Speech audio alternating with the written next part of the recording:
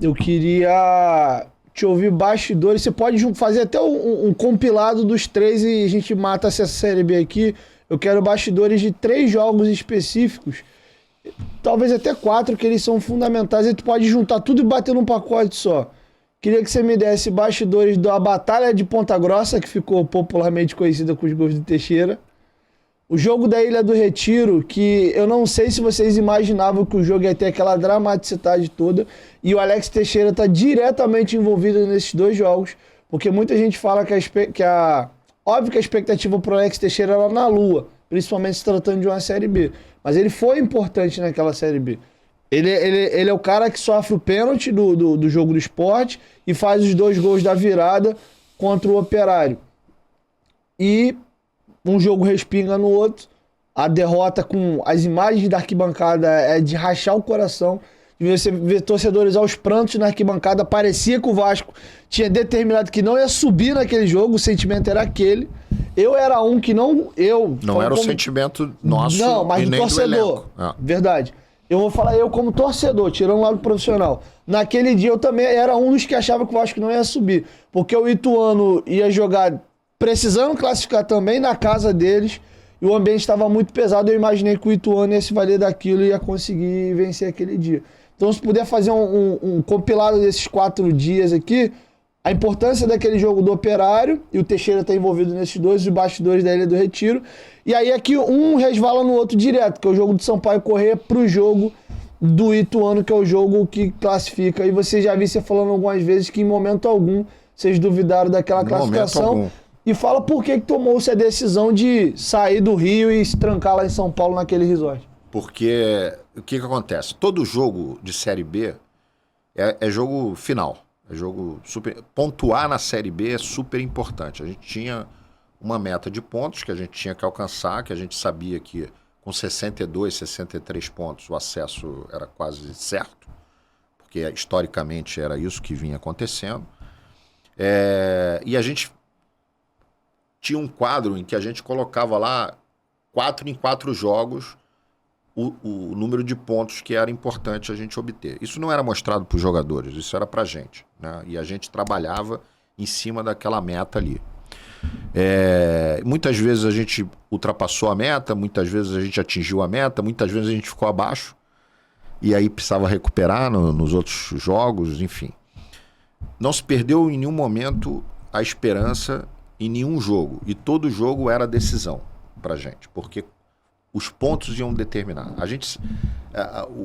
O Emílio foi muito feliz numa entrevista que ele fala assim, o grande problema, eu acho que o Jorginho falou a mesma coisa também, o grande problema é que o torcedor do Vasco tá olhando, a gente ficou fora do G4 em 2021, o campeonato todo. Não, o Vasco não entrou. Não entrou no G4. Tanto que tem uma comemoração meio que fora do comum, e eu lembro que o goleiro do Bahia, o Danilo Fernandes, até meio que joga uma piada, nossa, eles ganharam do Bahia, parece que ganharam o título.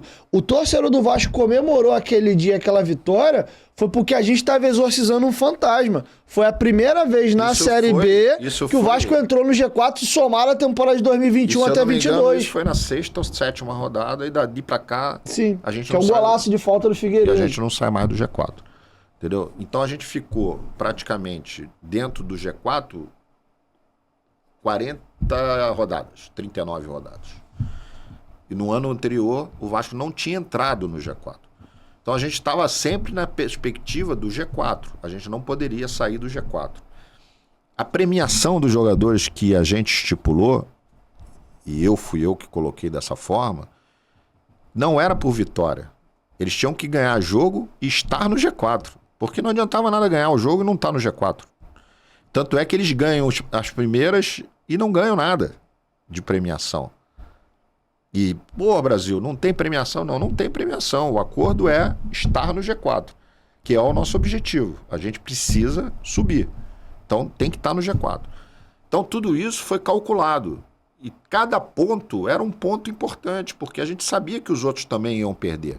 Mas a cada rodada, o torcedor do Vasco tinha um fantasma, entendeu? Se não ganhasse o jogo, aí o fantasma não vai subir e tal.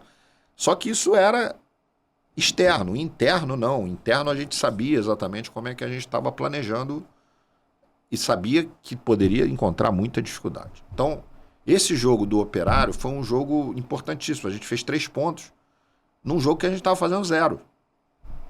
E o Alex Teixeira foi importantíssimo nesse jogo.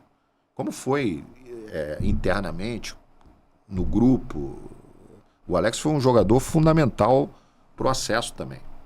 Né? Teve essa importância. Contra o Sport, a gente sabia que ali era um jogo decisivo. Principalmente para eles. Porque 26 pontos. Porque se eles não ganham, eles teriam muita dificuldade de ter o acesso. Eles tinham que ganhar o jogo para ter ainda a esperança de ter o acesso. Porque eles ficariam para trás. Ali naquele jogo eles ficariam para trás. Já estava acabando praticamente o campeonato. E óbvio que o pênalti e o empate saem no final do jogo e para eles aquilo ali, porra, era o final.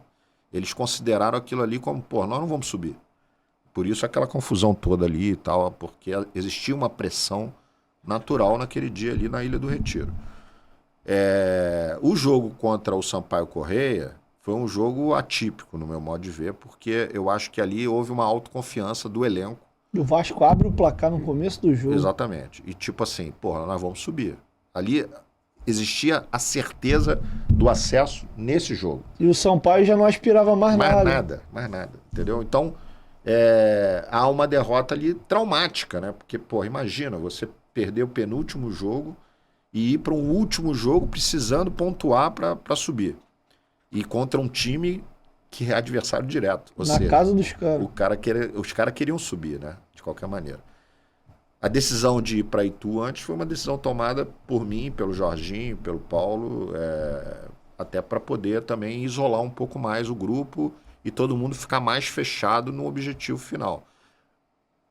Mas mesmo quando acaba o jogo contra o Sampaio Corrêa, dentro do vestiário, que era um vestiário evidentemente de tristeza, mas na roda não se falou em derrota, se falou em ganhar o Ituano. Entendeu? Em momento algum você sentiu o elenco balançando? Não senti. Muito pelo contrário. Até ali, as lideranças eram muito importantes no contexto, porque você tinha o Thiago como líder, você tinha o Anderson como líder, você tinha o Quinteiro como líder, você tinha o Edmar como líder, você tinha o Yuri, você tinha o Nenê, o Raniel, tá certo? Então eram lideranças importantíssimas dentro desse contexto.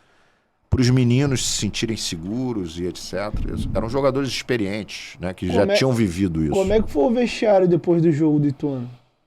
Euforia total. Porque a pressão foi absurda. Foi absurda. Eu não consegui comemorar, cara. Você não me vê na comemoração. Eu não consegui comemorar, cara. Era uma pressão absurda. Eu falo isso até pelos funcionários. A galera que trabalhou no dia, parecia que eles eram jogadores. Eles falam que, assim, foi uma descarga de emoção, assim, quando acaba... Porra, classificamos. Porque naquele momento, assim, poucos torcedores acreditavam. Bateu um desespero, assim, coletivo.